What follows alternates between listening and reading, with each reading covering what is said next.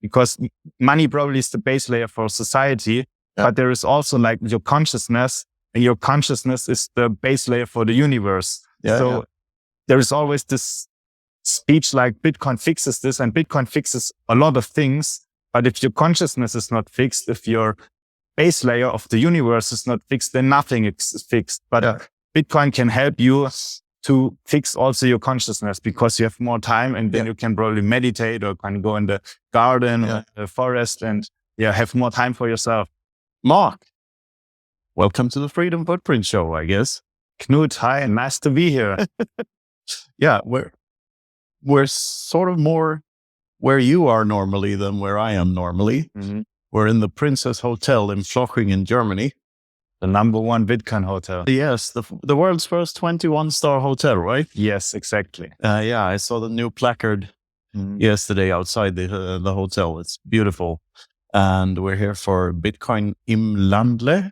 Im Ländle. Ländle. Okay, so the im is actually representing the dots above the A, right? Exactly. All right, Bitcoin im Ländle. Exactly. And can you tell us about Bitcoin im Ländle and what that is, and how you came up with that? So Bitcoin im Ländle is like let's say like the most Bitcoin maxi event in Germany, I would say. I mean, it's not like a big conference. Of course, we are in the hotel, so it's pretty familiar atmosphere. It's around 150 people. And we have like different workshops, talks, speeches. And like the special thing is that we also have like lots of fun things. So it's not like just serious talks. It's also lots of fun and also lots of laughing. And I mean, the networking part is also very, very special, because it's just completely different. If you're like in a hotel, it's like a Bitcoin citadel. Yeah. And like if the event is over, you're not just like everyone is leaving to the hotel. I mean, then you're still in the hotel. So the hotel and the event, it's like one part and not like separated. And this gives it like a very, very unique atmosphere. And I mean, you've been now here for the second time, and probably you can tell your experience. But I love it. Like, and the hotel is amazing. And every time I go there, there's a new Easter egg or a new piece of Bitcoin art somewhere, and something I haven't seen before. It's really cool. It's full of Bitcoin memorabilia or whatever you call it. Yes, because right now, like Bitcoin is really like often very theoretical. I mean, you have like all the podcasts, the videos, the books, and this is awesome.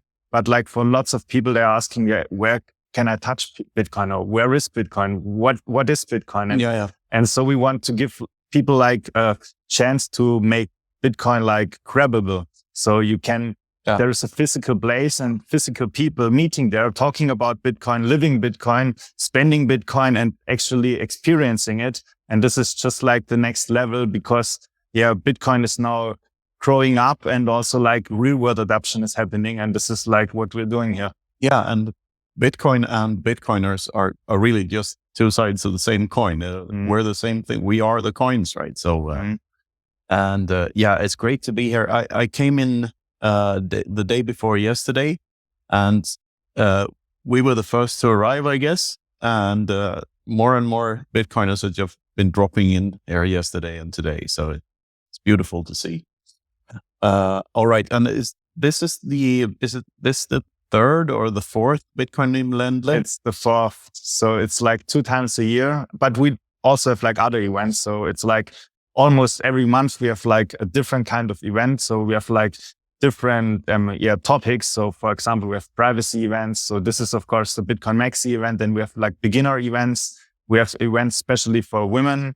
We have events for Austrian economics. We have like more technical events. And so different types of events, because we want to target different groups. And this is like what we're doing. And also like we're doing not just events, we're also doing like lab walks and different other types of activities where we just meet. And instead of making a meetup, we meet and we walk together, because this is super easy and super fun.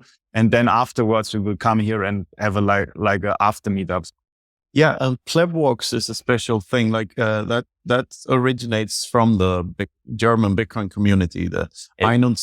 It originates from here. We made the first pleb walk, and because it was in Corona time and we were not able to meet, and then we said, okay, fuck it, we're just like meeting here and going for a pleb walk. And so it originated here with like 3 people. And now everyone is doing it. Yeah. We're doing one on Madeira after Atlantis this March. So, and can you tell us a bit more about the 21 community? Because like in Germany, like the Bitcoin scene is huge. It's like everywhere. Yeah, because this is really special because I mean, for the Bitcoin community to really grow up, you need to have like some type of organization, or you need to be like organized. Is this the right Organized. word? Organized. Yes. Yes. And for example, this year, in the beginning of the year, I was in Thailand, and there are lots of Bitcoiner, but they don't have Telegram groups. They are not organized. So they are all around the country, but nothing is happening. No meetups. And this is different here in Germany because we have like the 21 community, and it's a decentralized community. So everyone can like make his own meetup in a city. And then we have like a page where it's like a map where you can see, okay, there are all the meetups. So it's like decentralized, but not decentralized without organization, decentralized with organization. And this is like the big difference. And it's like everyone can like come up with ideas also with like a YouTube channel and other things. And if you like to post a video, you can post a video. So depending on how much you want to do for like this movement, you can do something or you can do nothing. And a lot more and more people come in the community. And the cool thing about Bitcoin is because it's not just some type of money, it's also like a social layer. And therefore, like the community is really awesome. And that's also what we see here in the hotel. We want to integrate the community because oftentimes people are like wondering, okay, should I accept Bitcoin for my business? And they are wondering what are the benefits? And I mean, sure, there are benefits like you have less transaction fees and instant settlement and things like that. But there's so much more, like you have the connection to the community, and the community that will bring ideas. They will bring like so much energy into your business. And then you just have to take the energy from the community and integrate it to your business. And this is like extreme good things happening for your business. And also like, it's so refreshing because they come here, they bring paintings here, they bring artworks here, they bring lightning gadgets here. They have ideas. Okay, can I do this talk? Can I do a workshop here? Can we make, I have an idea for an event. Can we do an event? So it's so much collaboration happening. Yeah. And this is just different than like in the fiat space because you really have like this oneness. You're always saying like, we are the Bitcoin. So you have really like this oneness, this connection to the community, and connecting this is like a big profit for your business, and not doing this is actually stupid. No, I totally agree. It's like an organic think tank that's all over the world. And I saw one of these maps of the 21 meetups. And as I understand it, there's a meetup every month in each major city of Germany, like each and every one of the major cities. Yes, sometimes even more. Like, so for example, here in the Stuttgart area, we have like every month in Stuttgart, we have a meetup. Then like almost every month we have in the hotel a meetup, which is pretty close to Stuttgart. And then we are now starting a third meetup here, which is like 2 towns next to the hotel, which we will also probably do every month. So, and there's meetups everywhere around. All right. So for those who need a bit of a refresher in their German geography skills, like, or mid-Europe geography skills, Stuttgart, this Plochingen, this village is located like 20 minutes outside of Stuttgart, right? Exactly. So it's like pretty close to Switzerland, and like in the south of Germany, pretty close to Munich, also pretty close to Frankfurt. So it's actually pretty good located because the cool thing is, all the great Bitcoin events in the Dachraum, in the German-speaking area, are like 200 or 300 kilometers next to Plochingen. So it's like pretty good located for going to Bitcoin conferences and going to Bitcoin events. And it's pretty close to Austria and Czechoslovakia, or Czechia, the Czech Republic. I'm too old. Exactly. Like the Czech Republic as well, right? Yeah, exactly. And that's also German, has German-speaking parts, I guess, close to the border. Yes. Yeah, it's a beautiful area. And what else? You have a grand piano here. Yes. Sure. I mean, the thing is, this is really funny because, I mean, lots of people would say Bitcoin is like a language, and Bitcoin is like a universal language, just like math. So everyone can actually understand it. So like, if you're American or if you're Chinese or if you're Japanese, everyone can understand it. And it's just also like music, because music is also like a universal language. So if you, for example, take a Chinese people, or African people, or German people, and you play some music, and they can talk with each other because they are from different countries. But if you play music, everyone will understand it and it will start to dance. And even if they are enemies, they will start to dance together, because music connects, and music is a universal language. But also Bitcoin connects, and Bitcoin is a universal language. And this is like pretty nice to see it. Yeah. And I think there are a lot of parallels with music. It's like, to me, Bitcoin is something, I mean, very mathematical and very structured, that enables us to be more spiritual, if you will. So if you have a base layer of perfect organization and like everything structured and everything thought out, that allows for layers on top to be more spiritual, for lack of a better word. So that's what I love about music. It triggers every part of the brain. It triggers the logic part that has to, think about harmonies and how to put chords together. If you're fiddling with a melody or something, you have to figure out how that works. And it helps a lot to know some stuff about harmonics and music in general. But at the end of the day, it's all about expressing something spiritual. So expressing yourself in some way, shape, or form. And Bitcoin is the same thing. It's something very structured, with very fixed set of rules that are hard to change, that allows us to express ourselves and our feelings in all sorts of ways. And I think that the only thing that's holding us back from exploring that part of the rabbit hole more is our imaginations. Like we just have to imagine new ways to, it's unlocking a whole new way of coexisting in a way. Yes, I totally agree, because music is something really special, because also like what you're saying, like the left brain and the right brain is connected, because normally in your normal day, you're always having like either the left brain or the right brain active. And like music brings you in this flow state, and then everything is connected, and then you're just so much more efficient. And probably this is like also in Bitcoin, because if you want to understand Bitcoin, you can't understand it from one perspective.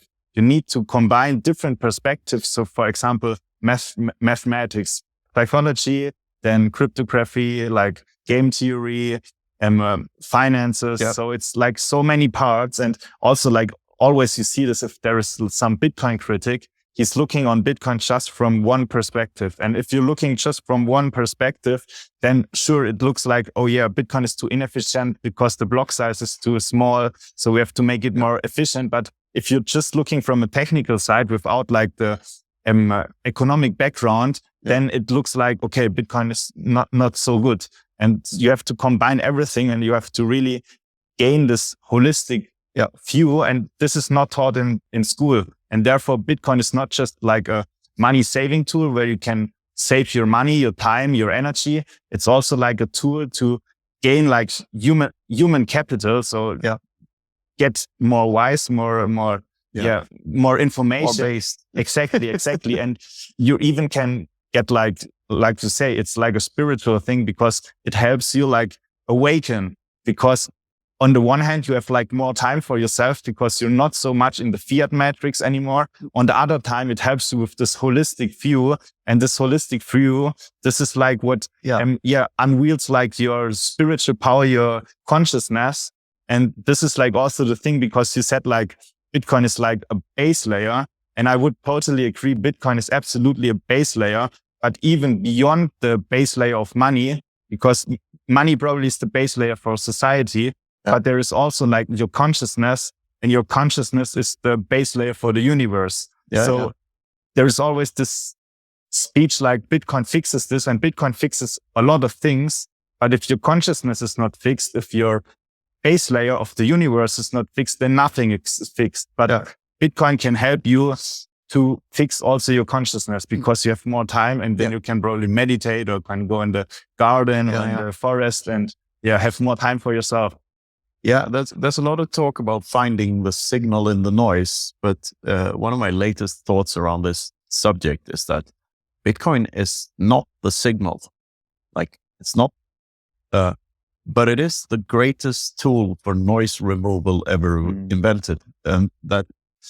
So it removes a lot of layers of noise, like political noise, your brain being wired to focus on hamster wheelie things and giving away all your time and doing stuff because you think you need to do stuff that you think you need to do that you never really needed to do in the first place. So to me, I see it as a tool for removing the noise from your life, so you can go out and on an adventure to try to find the meaning of your life, because I think the meaning of life is subjective. It's totally subjective. It's up to each and every one of us to find our own signal. And that's the way I view that. And you alluded to the left and the right hemisphere of the brain. And I think I figured out how a politician's brain works. And it works exactly like politics, like the political scale. The left side isn't right, and the right, there's no right left. Yes, probably, yes. Yeah, because nowadays it's really like the challenge is not like to go and see like all the news and all the information. It's more like about noise canceling. So just like in noise canceling earphones, because there is so much noise and so much distraction. And so it's really about focus. And this is like also like you've been speaking about the meaning of life. And I mean, therefore also lots of people are depressed because they are not connected to their inner source anymore, because they are just like in the outside world. So the TV, the news, and it's so much bling bling everywhere. And it's like really, so the consciousness is like on the surface, it's like really distracted. It's just like on the sea, like on the surface, there is like waves and like lots of things and it's windy. But then if you go like deeper, then you will see also this is like how your consciousness works. If you go deeper, you will see you've always been silent in your mind. There was always like peace and love, but your consciousness was always on the surface. And if you can focus like and let go of all this distraction and just focus and look within, and then you will see there is always, and there is peace and there was always peace. And this is like what you are, and not like the distraction, which is like in the TV and what they tell about you. So this is really like, but you need time to realize this. If you're like just running in the fiat matrix and having to do like 3 or 5 jobs to just keep on with inflation, then you will never come to this realization. So Bitcoin can be like a spiritual tool. I mean, Bitcoin fixes not everything, but Bitcoin really is for me a spiritual tool, because it's like some type of, how do you say it? It's like a mantra for me. All right. You might have noticed that we've recently partnered with Amber App. After our episode with Izzy, their CEO and our close friend, we knew we would have to partner with them in some way. If you haven't seen our episode with Izzy, definitely go check it out. You'll see why it's such a great fit. And honestly, they're following the orange glowing light like Izzy always says. And that's exactly what we try to do here at the Freedom Footprint Show. The big news about Amber App is that on Jan 3, 2024, they're going to be launching their version 2.0. I've seen some of the screenshots and it looks fantastic. They're going to be including a non-custodial on-chain wallet, an anonymous Lightning wallet, a fiat wallet, and finally, it's going to be an exchange, of course. It's going to be just this super app. They're also going to be launching globally. Everyone's going to be able to use it. We're really excited about all that. Stay tuned with us and you'll hear all about it. And for now, check out their website, amber.app, and the episode with Izzy to find out more. Next up, Wasabi Wallet, the privacy by default, open source, non-custodial Bitcoin wallet with CoinJoin built in. It's the easy to use, comprehensive, affordable way to make your coins private. And the best part is they've been making huge improvements to the app. They're really focusing on the user experience, adding advanced features for power users. They just keep getting better. You send your coins to your Wasabi wallet and they get combined with loads of other coins using the Wabi Sabi protocol. so they're private on the other end. Your tracks are covered, so you can work on expanding your freedom footprint without worrying about your privacy. So check out wasabiwallet.io and download Wasabi today. Beautiful. And this reminds me of my grandfather's old saying that I repeat over and over again. And that which you can do without, you own, which is the flip side of your things ending up owning you. So, and with deflationary money, of which there can only be one, by the way, by the very nature of deflation, the urge to spend goes down and the urge to save goes up. So you adopt a lower time preference and you don't crave as many things, stuff. So money starts working for your inner self in figuring out that it's a great tool for making human interactions more efficient and more smooth.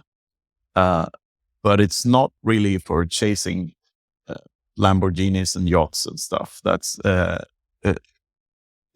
we can get to a place of, more Buddhist-y or stoic kind of existence where we realize that we don't need stuff because we have this protocol running in the back of our heads that allow us to, be at peace with our being, rather than to run in various hamsters wheels and rat races in order to accumulate stuff faster and faster every year, which is what every state is trying to do. Like if GDP needs to go up every year, that means, okay, we want these ants to run around and catch more stuff. And, you always refer to to stuff as your stuff. But when it's other people's stuff, it's shit. Like your shit, my stuff. And the thing Bitcoin allows you to do is to realize that your shit is really shit too, and not stuff at all. It's just hindering you. Yes, because life actually is pretty simple. And like this, there is always this big illusion where you think like if you achieve some goals or if you gain like some things, like some physical things, then you are happier. Yeah. But happiness is not like in the outside world. So you're achieving like, okay, if I have the yacht, if I have the Lamborghini, if I have the Porsche, then I'm happy. And the problem is if you have then the big car, then your ego wants always more. So first you want the car, then you want the plane, then you want the country, and then you want like the whole universe, and your mind is totally freaking you out. And this is like the ego part of yourself who's telling more. And then also comes this greed thing. And actually this is like just like the monkey brain within you. You now have to differentiate and see like, okay, this is the monkey inside me. But there is also like this clear part of me who can see through this illusion. Probably you can say this is your spiritual being or whatever name you give it, who can see through this illusion. And the next part is also like what people are really good about, or this is like also the reason why they suffer, is because they cling to things which by their nature are impermanent, because everything is impermanent. So this house we're sitting here, someday it will be rotten. Even your body will die at some point. So even your thoughts, your emotions, at some point they will be gone. Ideals, at some point maybe they will be gone. So everything is impermanent, and people are clinging or attaching to things which are by their nature impermanent. And this is suffering by default. So it's almost guaranteed that you have to suffer. So being in a state of detachment is really like freedom, because this is for lots of people, freedom is like, okay, if I can do whatever I want and nobody tells me what I can do, what I can or cannot do. But for me, freedom is like really a state where you are in detachment of physical or of everything which is like broadcasted in your consciousness. So also thoughts, emotions. And if you can really look through this illusion and be in this detached state, then you are really free. And then you're also free of suffering, because then you realize, okay, at some point, probably this body will gone, but I'm not attached to it. So I can handle it better than when I'm totally attached to it, and then probably I'm dying, and then I'm really, it's really a painful process. The show is also sponsored by Orange Pill app, the Bitcoin-only social network where you can stack friends who stack sats. You can connect with your favorite Bitcoiners on the app, make local connections, and even connect with Bitcoiners around the world. You can see what's going on in your local area and connect with Bitcoiners around you. I've been to multiple events organized on Orange Pill app, and they brought Bitcoiners together from all over. And now with group chat, it's easier than ever to stay in touch with all of your Bitcoin friends. The best part is that you know it's high signal. There's no spam on Orange Pill app because everyone pays to be there. So download Orange Pill app on Apple or Android, send me or Knut a DM, and start building your local network of Bitcoiners today. Next up, the Bitcoin Way. Their mission is to onboard, educate, and remove barriers to taking self-custody of your Bitcoin. They cover everything from cold wallets to nodes, no KYC Bitcoin purchases, inheritance planning, payments, and more. Whether you're new to Bitcoin or you're an experienced Bitcoiner looking to expand your freedom footprint, or you know someone who this sounds perfect for, the Bitcoin Way has something for you. They have a skilled team, well-versed in the Bitcoin space, and their goal is to make all the complexities of Bitcoin as straightforward as possible for everyone. And the best part is you can get started with a free 30-minute call with their team. Go to thebitcoinway.com/contact for more info. Our newest sponsor is Geyser. They are the portal to the creator economy on Bitcoin. On Geyser, creators can monetize their work through their communities in a social and engaging way, and supporters can send sats to their favorite projects. Geyser has also recently integrated with Zaps and Podcasting 2.0, so every Zap sent to a Geyser address shows up on the Geyser page. We have a Geyser fund ourselves. It's the best way to support our show directly with Bitcoin. So whether you're a creator or a supporter, check out Geyser at geyser.fund today. So when did you get the idea for this hotel, and like how did that idea evolve into making it into this hub of Bitcoiners? Like, well, how did that happen? Mm-hmm. I mean, I could ask you a question. So what would you do if you're born into like a hotel family and you're a Bitcoiner? Yeah. What would you do? Because actually it's, I mean, pretty obvious. If you're like born into a hotel family, if you're a Bitcoiner, then it's obvious that you connect both things. And actually it's a no-brainer. I would probably be Basil faulty just telling the guests to fuck off all the time. So yeah. But in the end, like everyone has like his form of expression. Some guys are writing books. Some guys are doing like movies. Some guys are doing videos, podcasts, or whatever. And for me, I thought, okay, this is like an authentic way to express myself, and also like for our family, because it's not just me, it's also like a family business. So my mother, my sister, we have like good people working here. So it's not like a one-man show. No. And this is just like, because oftentimes people, they want to do something with Bitcoin. They want to work in a Bitcoin company, and then are thinking, oh, do I have to start programming, or what can I do? And actually it's pretty obvious because everyone has some skills. And you just have to look within, what can I do really good? For example, I can sing. And then you just combine singing with Bitcoin, and then you have your Bitcoin shop. And it's really easy. But oftentimes the things which are really easy for us, we can't see it by ourselves. So the people around us, they can see, oh, Knut is a really good piano player. But for you, it's so normal that you don't realize you're a good piano player, because for you, it's just normal. So it's really like being aware of what you can do well and what you can probably do not so good, and combining this with Bitcoin, and actually everything is in front of your eyes. You just have to be able to realize that everything is already there. It's about finding your ikigai. Are you familiar with a Japanese Venn diagram of your, yes, but it's not about finding, because if you're looking and if you try to find it, then you will not find it. You will never find it. It's just like creativity. If you try to be creative, it won't work. No. But creativity is always there. You just have to be yourself. You just have to let go. Yeah. And then you will automatically be your ikigai. You will automatically be creative. Yeah. So it's just about being authentic, about being your true self, and not about finding, because the more you search, the more you look for it, the more you lose it. And this is probably, maybe this is like in quantum physics, there is also like this quantum state where something is always there, but as soon as you look there, it's not there anymore. No, it figures out where it actually is. But this is this is so true. And like, I tweeted this morning that I absolutely love my job, but I haven't figured out exactly what my job is.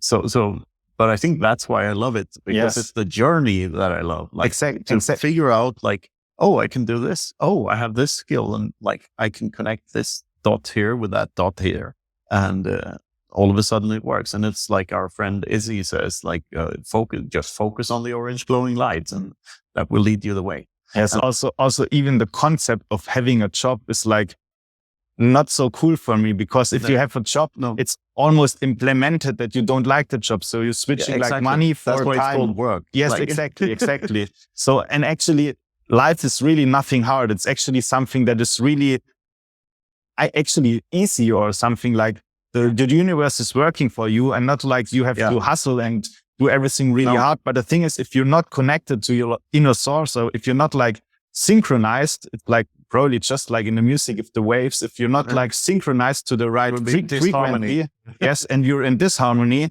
then everything feels hard, and it feels, oh, I have to work, and I'm not getting any money. But really, actually, if you're like in this flow, and if you're like connected to nature, to this universe, connected to yourself, connected to the people around you, then it's really more like a flow, or more like something easy. And life is not hard. And this is also what lots of people have in their mind, because they have like the mindset, life is hard and I have to work, and everything is stupid, everything is shitty. But if you believe in this, then this is your reality, because you're really like the creator, in my opinion, of your reality. And you like the boss, or whatever you want to call it. And you can create whatever you want. And it's not like that you're like thrown in this shitty world. You created this shitty world, and also you can create a nice world, and it's just up to you. But lots of people, they are creating the shitty world on a subconscious level, because they are not aware of their subconsciousness. And this is why time for yourself and solitude and stuff like this is so important, because then you can really see what's going up in this monkey brain. And then you can start to transform your subconscious mind. And out of your subconscious mind, you're almost creating this, what people call reality. And the fiat rat races that we are forced into is what distorts our ability to do that. I think that what hinders us from just being ourselves every day and making that work. Like, there's no greater feeling than to wake up every morning and just be yourself all day, and it works. Like, it doesn't feel like working. It doesn't feel like, it just feels like living. And somehow, if you do that, with the sincerest of intents, like if you're really true to yourself, it will work. If you have Bitcoin. Yes. I mean, Bitcoin is a tool, but also even if you have no Bitcoin in a fiat world, if you have the right mindset, if you have the mindset of abundance, so if you have the mindset, I'm always getting more than I need, and I'm always like fulfilled, and I'm always like satisfied, in this type of mindset, even in a fiat shitty world, nothing will happen to you, and you will always be in abundance. And on the other hand, if you have Bitcoin and the best type of money, and your mindset is stupid, then everything will be shitty. But Bitcoin can be a tool to help you to reach this type of mindset. But also, like, if you're like in a good state, also without Bitcoin, you can be happy, and you can be like successful, and you can have a good life. So Bitcoin is not like the ultimate tool, but it's like a very, very good tool. But also without Bitcoin, you can really thrive and have a good life. Absolutely. I know you went on a long meditational retreat and even lived in a forest for a while, like on berries and mushrooms and stuff. And that, like, I guess that was your spiritual journey, like to find the meaning of your life, I guess. Yes, sure. Because before I did this, I was like DJing. So I was like playing in clubs and on festivals. DJing. Yes. And I mean, this was an awesome time, but I realized what I'm doing here is satisfying my ego. So I was just like fulfilling my ego, and everyone was, oh, Marc, so cool. Yeah, party. And this really satisfied my ego. But within, I felt there was like emptiness.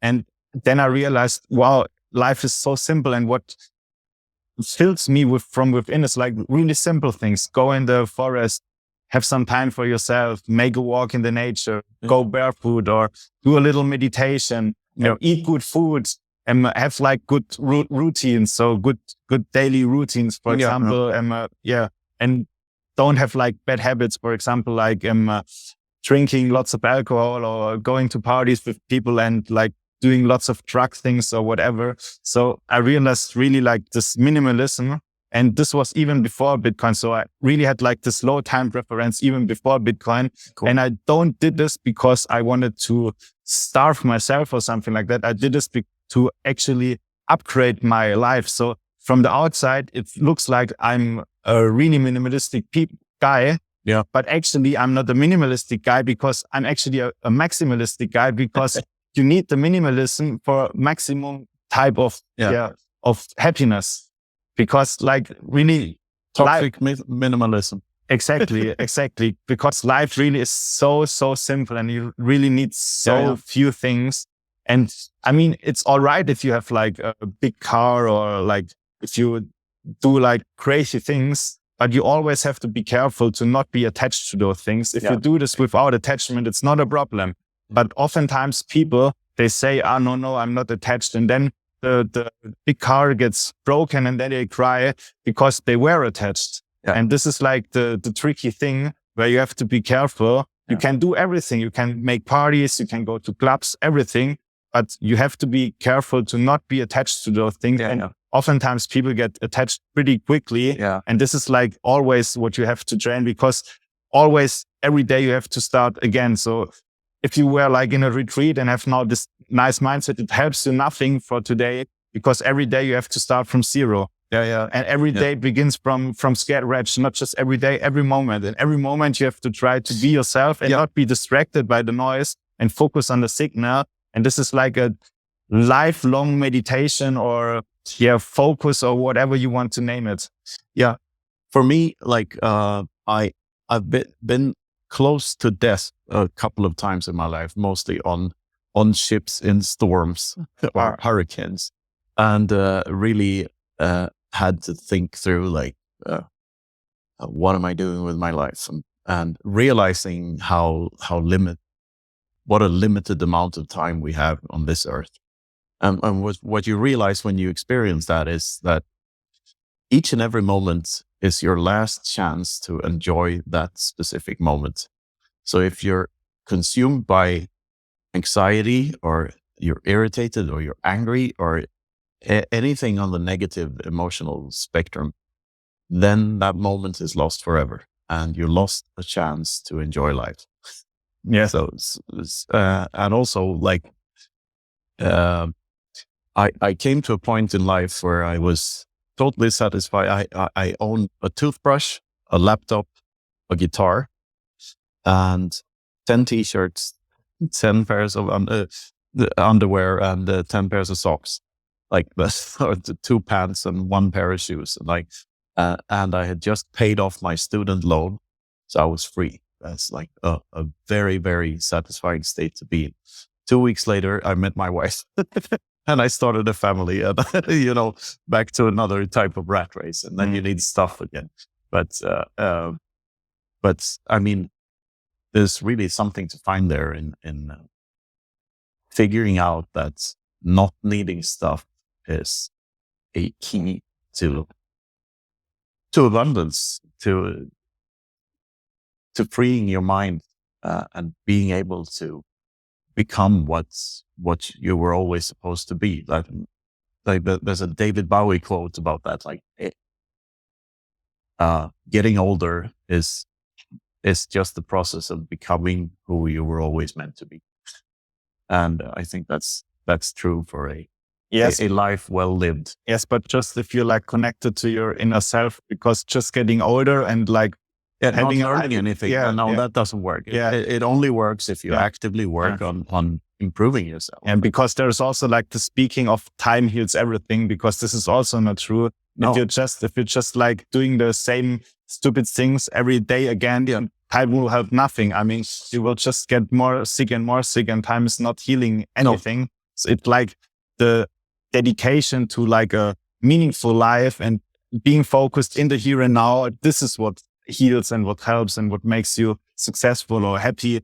Because also it's just like, it's so crazy because life is just in the here and now. There is no future or past. This is just a concept in our mind. This is nothing you can go, or no one was ever in the past. No, it's just a concept in our mind. And it's just like, because at some point we have to, in this type of reality, in this physical body, we have to experience it like in some linear way. So your mind makes up this linear journey where there's the past and the future, but this is really not like the key. So it's really like just distraction. There's just like the here and now, and also like just the here and now is where you have influence. So you're here and now with your physical body. Here you can do something. For example, we can have a nice talk here, but it's almost irrelevant what happens in Afghanistan or Iraq. And most people, they are focused not in the here and now with their physical presence. So they are like in the TV, and then there is a war there and this and that. And also they are not like in the here and now from the time perspective. They are in the future. And if you're in the future, you're always like frightened. So this is always the frightened people. They are scared about everything. World war and this and that.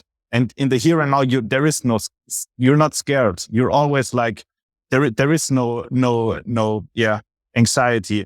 And the other people are the people who are in the past. They are always depressive. Oh, the good times, and it was so nice. And this is also the good old days. Yes, like, the good old days. And this is also destruction. There is no good old days. There is just the here and now. The good old days, this is just memory in your brain, and you're attached to this memory, and therefore you're suffering because the good old days are gone. They are gone. They are not here anymore. And you're thinking about them in the now. Yes. So. And also like also like your thinking of the past is so messed up, because the past, how you realize the past is not how the past was. Because, for example, if you're in a happy state right now, then probably you will go back to the past, and then you will say, oh, my school time was really good. But if you're in a fucked up state right now and you go to the past, then the past will feel like, oh, I had a horrible childhood. So the past, what you experience in your mind, is not what the reality is. No. Yes. No, yeah, exactly. And luckily for us, our brains, I mean, when we think about the future, we're biased to see risks and, have negative, as you say, we're worried about the future. But when we think about the past, oftentimes we forget the harder memories, and we remember the good times. There's like something there that it's easier to remember good things than bad ones. Anyway, Marc, thank you very much for this. I'm so grateful to be in this hotel and be a part of this event and this community. I absolutely love it. And if you have if you're traveling around these parts of Europe, make sure to visit Hotel Princess. It's an absolutely fantastic place, and I wish you all the best of luck in your future endeavors. And you're doing a great thing here, and I'm so glad that you found yourself. Super honored. Thanks a lot, and thanks, man. We are all Bitcoin. We are all Bitcoin.